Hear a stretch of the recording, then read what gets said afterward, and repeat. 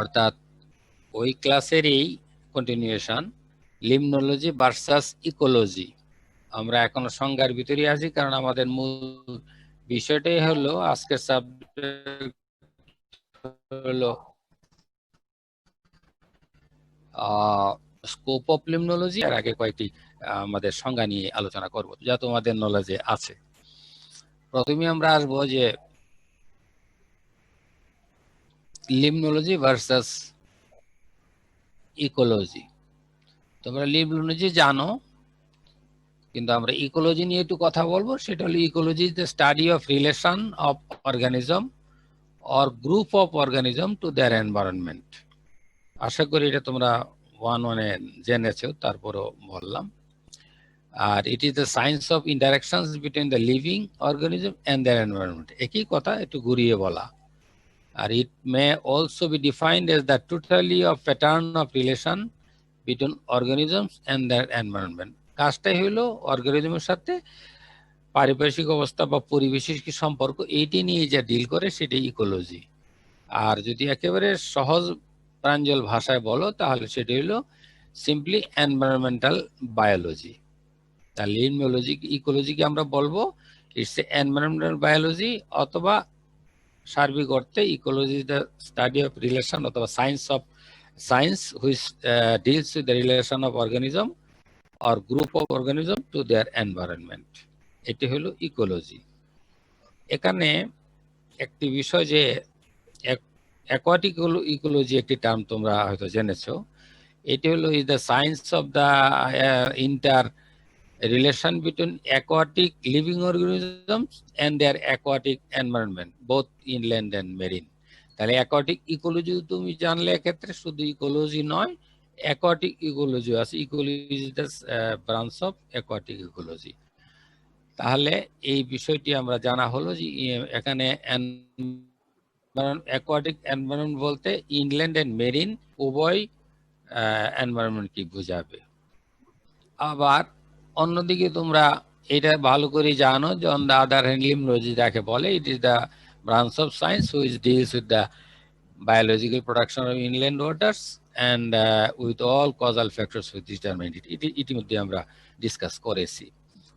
Therefore, limnology is a part of aquatic ecology and aquatic ecology related to marine and inland water. এখানে দুইটি কথা, একটা হলো aquatic ecology marine and inland water নিয়ে deal করে, কিন্তু লিমনোলজি শুধু ডিল করে ইনল্যান্ড ওয়াটার নিয়ে। এটি একটু পরিষ্কার রাখবে তোমরা, কারণ অ্যাকোয়াটিক ইকোলজি যখন প্রশ্ন উত্থাপিত হবে তখন বলবে deals with marine and inland water, but limnology only related with inland water. এখন আরেকটি সংজ্ঞা নিয়ে আমরা একটু সংক্ষিপ্ত আলোকপাত করবো, সেটা হলো লিমনোলজি ভার্সাস ওশানোগ্রাফি। লিমনোলজি তোমরা জানো, সেটা নিয়ে আলোচনা আর করার প্রয়োজন নেই। এখন আমরা ওশানোগ্রাফি নিয়ে বলি। ওশান থেকে ওশানোগ্রাফি বুঝতে পারছো, in which branch of science deals with the study of the sea in all of its aspects like physical, chemical, geological and biological is called oceanography. তুমি দেখো এখানে কতগুলো জিনিস আছে, সবগুলোই ফ্যাক্টর তোমরা টাচ করবে কিছু কিছু এই সেমিস্টারে। Physical, chemical, geological and biological, অর্থাৎ ইন সি এরিয়ার নিয়ে আমরা এখানে স্টাডি কথা হবে ওশানোগ্রাফির ক্ষেত্রে। কিছু কিছু হবে, আমরা খুব একটা আগাইতে পারবো না, অন্য সেমিস্টারে যাবে, শুধু এই সংজ্ঞায়িত পর্যায়ে এখানে থাকবে। তাহলে আর অন আদার হ্যান্ড লিমনোলজি কাকে বলে সেটা তোমরা জেনেছো, এই নিয়ে আর আলোচনা করছি না। সংজ্ঞার ভিতর লিমনোলজি নিয়ে আর আলোচনা এই মুহূর্তে করতে চাই না, ওশানোগ্রাফি নিয়ে একটু কথা হলো। এরপরে হলো এখানে দেখো যে physical, chemical, geological, biological and weather is relating to oceanography. তাহলে একটু আগে আমি বলেছি যে physical, chemical, geological, biological and weather is relating to oceanography.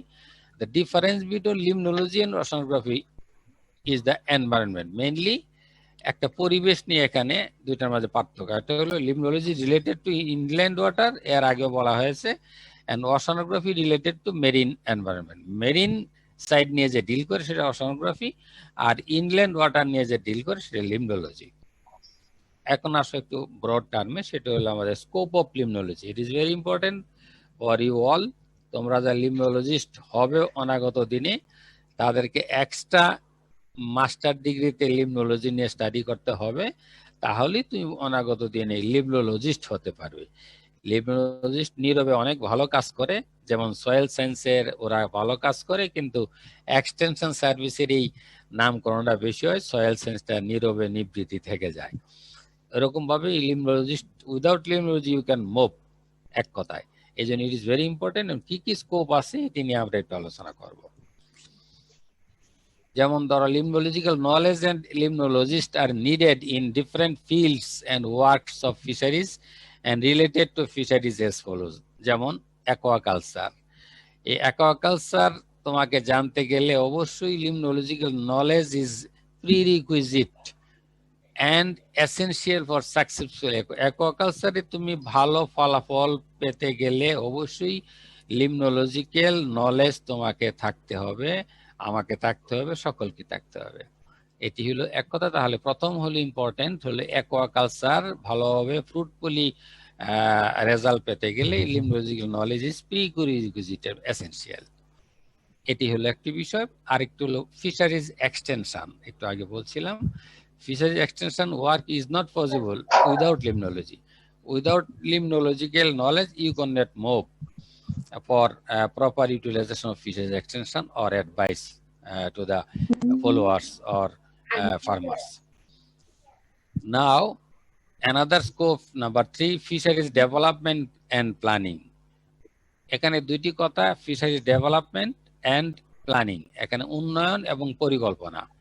এটাতে বুঝতে পারছো যে developing in the field of fisheries, এই কথাটি তোমরা লিখে নাও। এখানে আমার নেই, যাদের লেখা সম্ভব এটা লিখে নিলে ভালো হয়।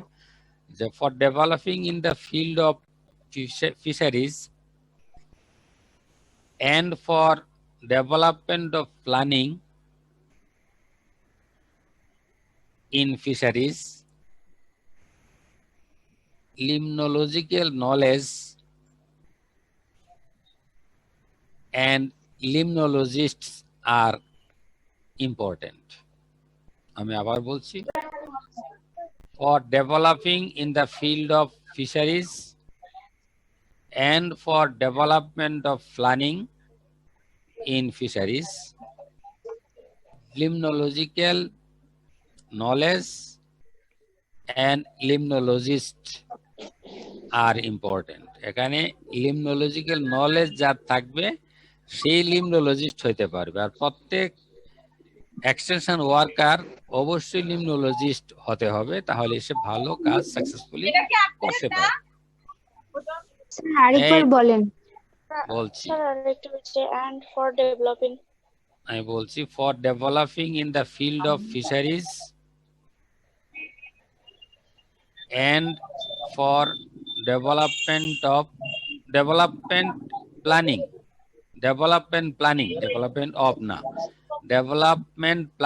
in fisheries, কমা দিয়ে লেখো limnological knowledge and limnologists are important.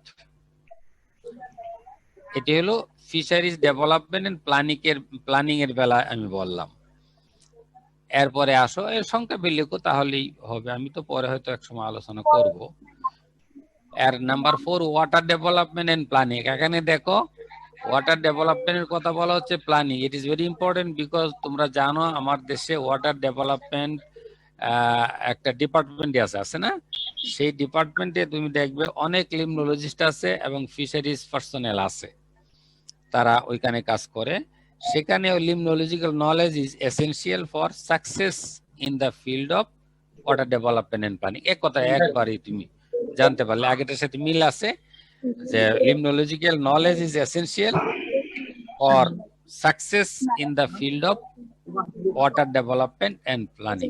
অর্থাৎ এক কথায় তোমাদের কথা কিন্তু আমি শুনতে পাই, সুতরাং এটি তো ভালো লক্ষণ না, বুঝছো না? তোমরা একটু চুপ থাকো, অল্প আধা ঘন্টাই তো। তাহলে লিমনোলজিক্যাল knowledge is essential for success in the field of water development and planning.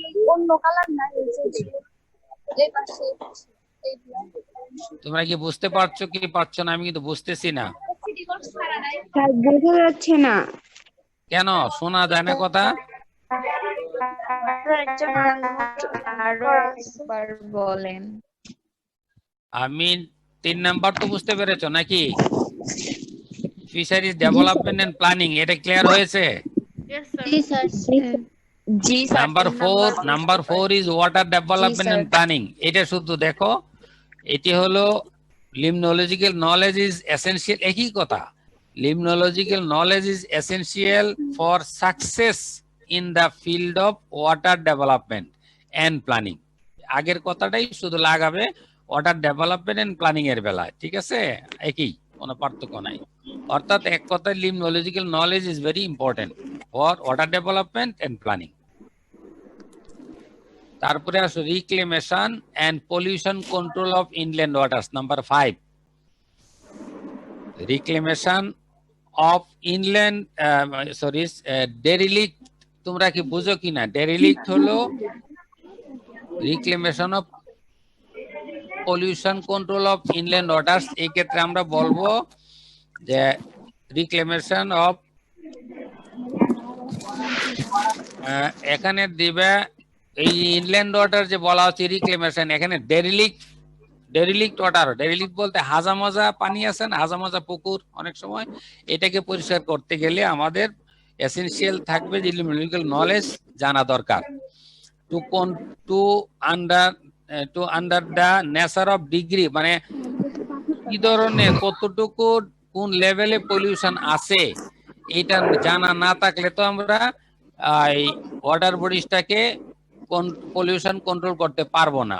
Pollution বলতে কিন্তু ডেরিলিক্টের কথাই মেইনলি বলা হচ্ছে, যে পানিতে যদি ভাজা মাজা থাকে, অনেক পলিউশন থাকে, পলিউশন তো তোমরা ভালোই জানো, এই অবস্থা যদি থাকে তাহলে এটা কন্ট্রোল করতে গেলে লিমনোলজিক্যাল নলেজ থাকা দরকার। To remove the aquatic pollution and important knowledge থাকা দরকার, এবং তাহলেই আমরা পলিউশন কন্ট্রোল করতে পারবো অফ ইনল্যান্ড ওয়াটার্স। কেন ইনল্যান্ড ওয়াটার? যেহেতু লিমনোলজি নিয়ে আমরা স্টাডি করছি, তার রিক্লেমেশন পরিষ্কার করতে পারবো, ইনল্যান্ড পলিউশন কন্ট্রোল করতে পারবো যদি আমাদের লিমনোলজিক্যাল নলেজ থাকে।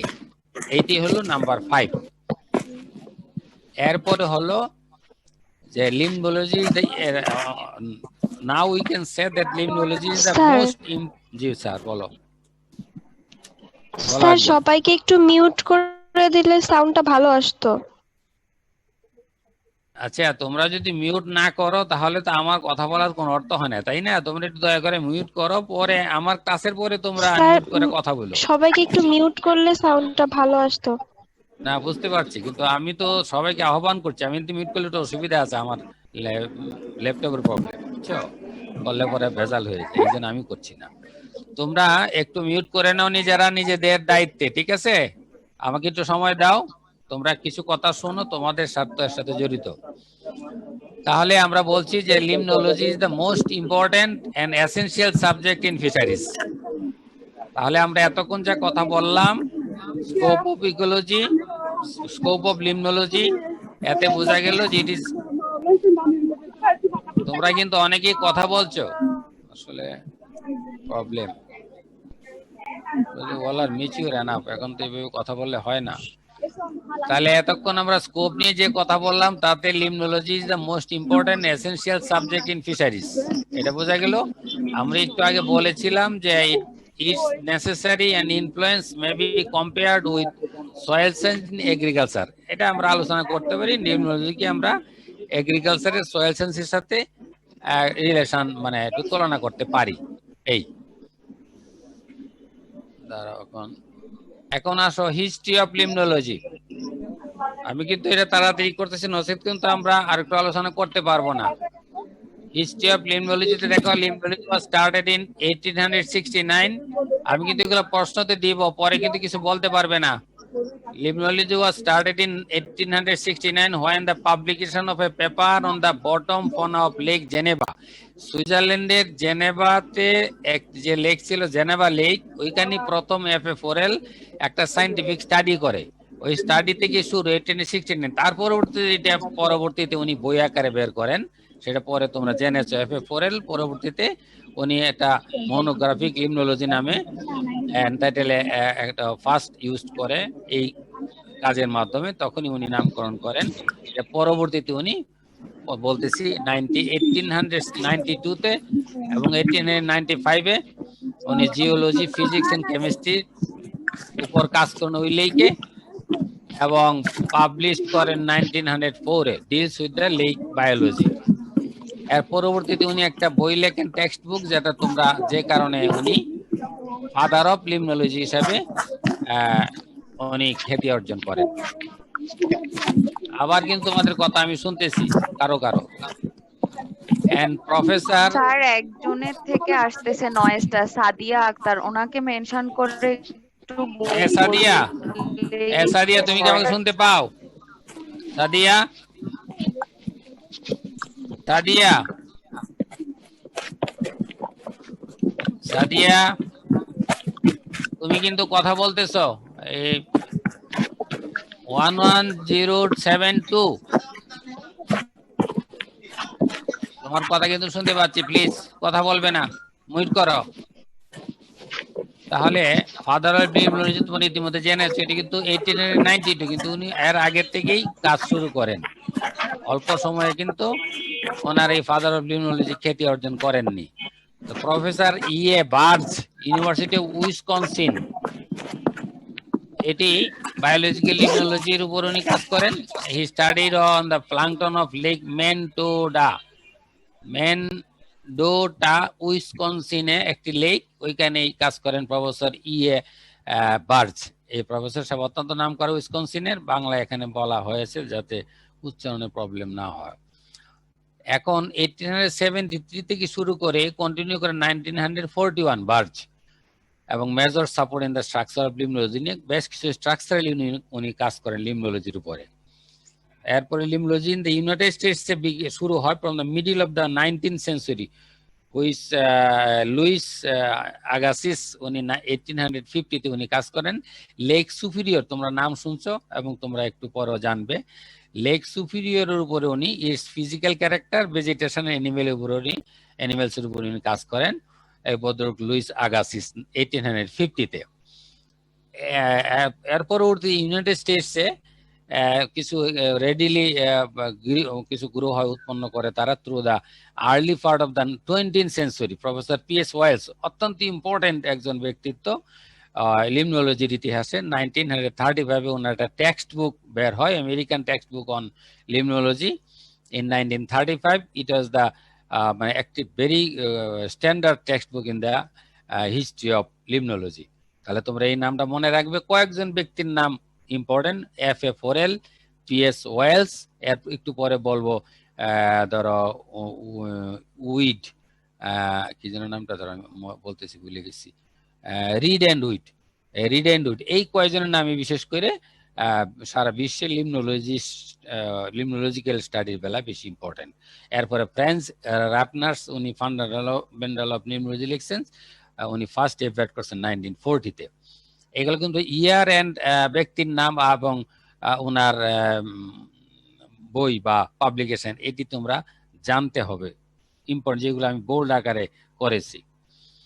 এরপরে ট্রিটাইজ অন লিমনোলজি 1957, 1967 and 1975 একুমুলেশন হয়েছে এই তিনটা ইয়ারে। এই লিমনোলজি এটি একটা স্ট্যান্ডার্ড রেফারেন্স ছিল অন লিমনোলজির উপরে। 1957 ইন দ্য ইয়ার অফ, অর্থাৎ আমি যে বছর জন্মগ্রহণ করেছি সেই বছর, অনেক আগের কথা, অ্যাবাউট 64 ইয়ার্স। আমি কিন্তু আমার বয়স এই মুহূর্তে বলে দিলাম, ঠিক আছে? তোমরা তোমাদের কথা বলবে না, আমি ঠিকই বলে দিচ্ছি। আচ্ছা, ফিজিওলজিক্যাল লিমনোলজি দেখো, H L Golterman and limnology by RG Wetzel were published in 1975, লাস্টের দিকে আসছে, অর্থাৎ এটা অনেক পরের দিকে একটা উচ্চমানের বই ওনারা লিখেছেন, পর্যায়ক্রম অনেক রেফারেন্স সহ। এরপরে আসছে ইকোলজি অফ রানিং ওয়াটার্স, এই কয়েকটা এখানে আছে। রিভার ইকোলজি তো তাড়াতাড়ি করছি আমি। Ecology of inland waters of estuaries, এখানে জিকে রিড, ওনার নাম তোমরা শুনবে। এরপর ecology of inland waters and estuaries, G K Reid and RD Wood 1976 আর ইম্পর্টেন্ট ইন্ট্রোডাক্টরি টেক্সটস। এই কয়টা নাম, এই কয়টা বইয়ের নাম তোমরা অবশ্যই জানা থাকবে। আমরা যে কোনো সময় তোমাদের জিজ্ঞেস করতে পারি অথবা তোমাদের ভবিষ্যতে কাজে লাগবে, রেফারেন্স হিসেবে কাজে লাগবে। দ্য লিমনোলজিক্যাল সোসাইটি অফ, তোমরা এটা একটু মনোযোগ দিয়ে শোনো। The limnological society of America was founded in 1936 and in 1948 it was organized as the American Society of Limnology and Oceanography. প্রথম শুধু ছিল আমেরিকার একটা সোসাইটি, পরবর্তীতে এটি বৃহৎ আকারে প্রতিষ্ঠা লাভ করে 1948-এ সোসাইটি অফ লিমনোলজি এন্ড ওশানোগ্রাফি, বিশ্বে একটি নামকরা একটি প্রতিষ্ঠান।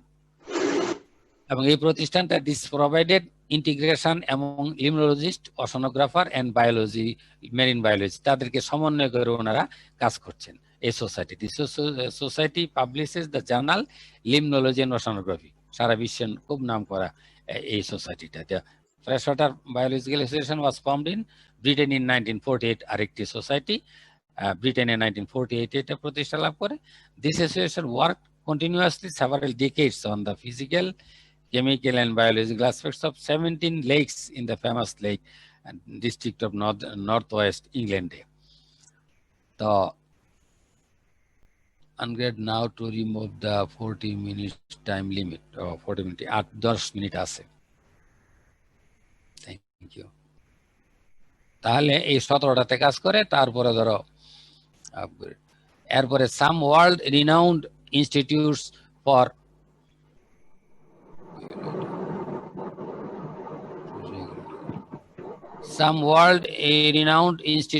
limnology were established during this time in Italy, Germany, Sweden and Denmark. এই পর্যন্ত আজকের এই আলোচনা হবে। তার পরবর্তীতে আমি আরেকটু আলোচনা এটা দিয়ে, এই শুধু লিমনোলজিক্যাল কিছু জার্নাল আছে সারা বিশ্বে, অনেক জার্নাল আছে, তার মধ্যে আমরা শুধুমাত্র 20-25টা তোমাদের জন্য শুধু জানাচ্ছি। একটা লিমনোলজি, এটা আমি আর পাঠ করছি না, তোমরা শুধু দেখো, পরবর্তী দেখে নিবে। আমি তো এটা হার্ড কপি তোমাদের কাছে দিব, তাহলে আমার সময় শেষ হয়ে যাবে।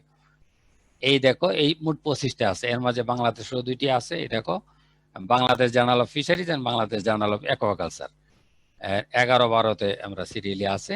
এরপরে এই মোট 25 এর নাম্বার, এটা স্মল নাম্বার কিন্তু ইম্পর্টেন্ট, যে কয়টা আমি শুধু তোমাদেরকে এই করি তোমাদের সামনে দিলাম।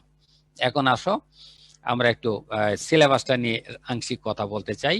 যে কোর্স তো আমাদের লিমনোলজি তোমরা জানো, এবং AIRM 151 এটিও জানো। এখন কি কন্টেন্ট আছে এট এ গ্ল্যান্স দেখো। কোর্স কন্টেন্টের ভিতরে আমরা তো ওদিন তো বলেছিলাম, আই মিন কোর্স অবজেক্টিভ, এটা আর বলার প্রয়োজন নেই।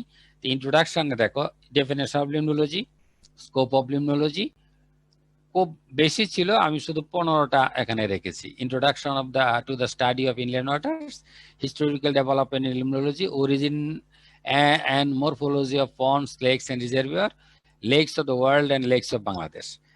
দ্বিতীয় চ্যাপ্টার হলো nature of water, the water molecule, physical and chemical characteristics of pure water. 3 number chapter of the physical characteristics of inland water environments, light, color, turbidity, heat and temperature, thermal classification of lakes, heat budget and lake stability, and holomixis, meromixis, এটা তোমরা জেনেছো। rivers, definition, types, origin, sources of water, rivers of Bangladesh and rivers of the world. Estuaries as a definition, types, description, estuaries of Bangladesh.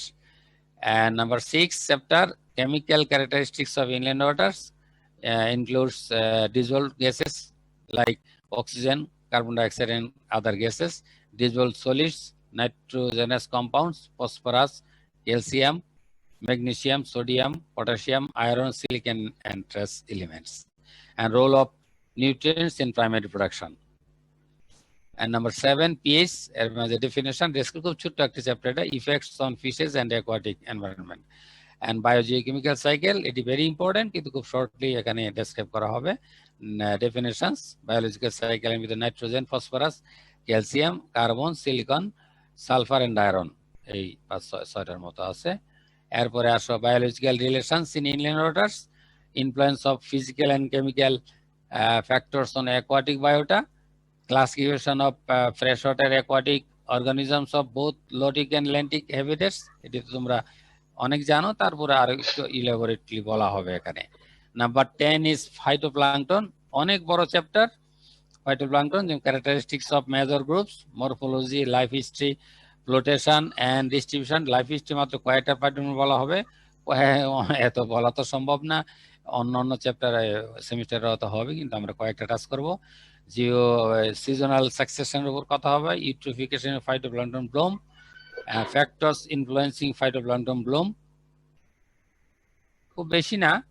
Biological effects phytoplankton bloom, dinoflagellates and red tides, interactions with other organisms, control of phytoplankton bloom, relations between producers and consumers. Number 11, aquatic primary production, factors affecting primary production, estimation of primary production, variations in primary productions in different habitats. Number 12, zooplankton, অনেক বড় chapter, like phytoplankton, characteristics of major groups, seasonal variations in abundance, food and feeding habits, reproduction biology, diurnal vertical migrations, cosmopolitanism. Cosmopolitan তোমরা সহজে বুঝো, এরকম মানে একটা important place. Cyclomorphosis, relations with other organisms, phytoplankton, zooplankton relations, এখানে খুব মজা পাবে রিলেশনে। কালচার অফ জুওপ্লাঙ্কটন, অনেক কালচার করা সম্ভব না, 2-3টা কালচার না হয়তো আমরা আলোচনা করতে পারবো। Number 13 chapter, significance, benthic regions, qualitative and quantitative distribution, factors affecting distribution, life cycle of some common benthic fauna, and periphytone একটা চ্যাপ্টার আছে খুবই ইম্পর্টেন্ট চ্যাপ্টার এটা, characteristics of major groups, substrates, seasonal variations in abundance and distribution in landing and lotic habitats, importance in the ecosystems and relations with other organisms, and সর্বশেষ secondary production, এর মানে দেখো factors affecting secondary production, estimation of secondary production, zooplankton benthos, এই নিয়ে আলোচনা, relations with water depth and water areas, variations in lentic and lotic habitats. শেষ হওয়ার আগে আমরা শেষ করব, এখন আমরা সরাসরি একটু আলোচনায় যাব। তাহলে শেয়ারটাকে শেষ করলাম, এখানে ধন্যবাদ একটা দিলাম, পরবর্তীতে আমি আবারও একটা বড় করে ধন্যবাদ দিব।